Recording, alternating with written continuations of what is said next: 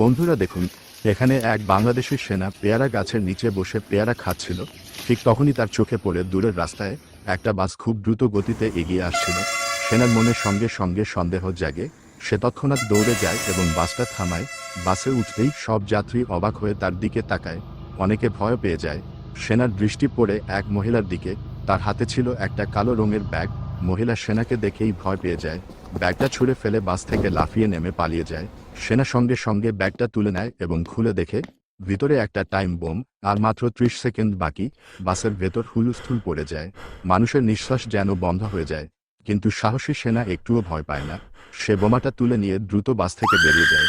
তারপর ব্যাগটা বাস থেকে অনেক দূরে ছুঁড়ে ফেলে দেয়। কয়েক মুহূর্ত পরেই একটা ভয়াবহ বিস্ফোরণ ঘটে। চারদিক ধোঁয়ায় ঢেকে যায়, কিন্তু বাস আর তার ভেতরের সব যাত্রী নিরাপদ থাকে। শত শত প্রাণ বেঁচে যায়। কিন্তু দুঃখের বিষয়, কেউ সেই সাহসী সৈনিকের নাম জানল না।